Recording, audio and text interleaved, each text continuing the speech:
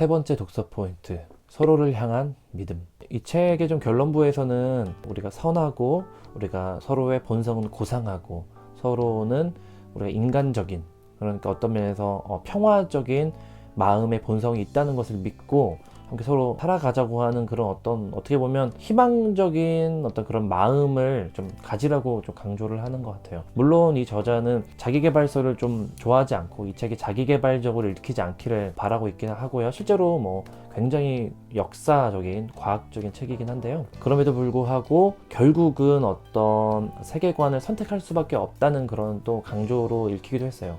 이 책이 무슨 뭐 성선설을 과학적으로 입증하는 것도 아니고 성악설에 굉장히 치우쳐져 있는 기존의 어떤 사료들이라든지 그런 실험 같은 것들을 다시 좀 이렇게 가운데로 끌어오는 역할을 하고 있다고 생각이 들었거든요. 그래서 최근에 기후위기라든지 혹은 불평등이나 우리나라는 지금 심각하게 좀 이제 양극화되어 있고 분열되어 있는 이런 상황, 그리고 정서적으로 굉장히 불안한 이런 상황에서 이 책이 제시하는 바가 많은 사람들에게 좀 안정감 혹은 차분함을 좀 선사할 수 있겠다는 생각이 좀 들었습니다.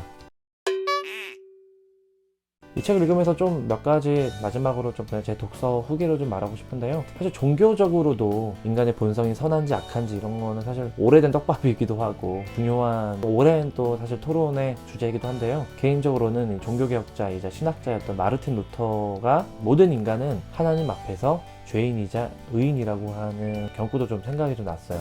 그러니까 오히려 어떻게 보면 이 책을 읽고 나면 굉장히 현실주의, 이성주의를 강조하지만 그 이성주의만으로는 해결되지 않는 어떤 희망에 대한 믿음, 낙관에 대한 믿음 같은 것들을 강조하거든요. 이 성서신학적으로 보면 사실 종말론이 이 세계가 다 파괴되는 어떤 종말론이 아니라 이 세계가 다시 회복되고 새롭게 만물이 이렇게 창조되는 종말론을 이야기하기도 하고요. 그런 점에서 좀 종교 혹은 신학의 역할에 대해서 좀 더 생각을 또 재밌게 해보기도 했습니다. 그리고 또 이 저자는 종교인은 아니지만 예수님의 어떤 메시지 같은 거를 계속 좀 강조하더라고요. 원수를 사랑하라는 메시지라든지 산성수훈의 그런 메시지 같은 것들을 굉장히 강조하는 것도 인상 깊었습니다. 네, 이 책 휴먼카인드 간단하게 제 독서 포인트를 말씀드렸는데요. 많이들 읽으셨으면 좋겠어요. 이 책에서 좀 아쉬운 거 한 가지는 기후위기 관련된 부분을 구체적으로 다루지 않은 부분은 아쉽고, 기후위기 관련돼서 사람들에게 종말론적인 혹은 비관적인 세계관도 많이 이제 퍼져 있는 것 같긴 한데요. 이 책이 구체적으로 기후위기를 다루지 않는다 하더라도 이 책이 주장하는, 강조하는 포인트를 가지고 좀 다양한 또 대화와 토론 같은 게 열리면 어떨까 그런 생각이 들었습니다. 네, 그럼 오늘 여기까지 하고요. 네, 그러면 이 저자에 관련된 인터뷰가 또 다른 채널에 있더라고요. 좀 링크 걸어둘 테니까 궁금하신 분들은 또 함께 보시면 좋을 것 같아요. 네, 그러면 다음 주에 또 만나요. 일요일날. 안녕!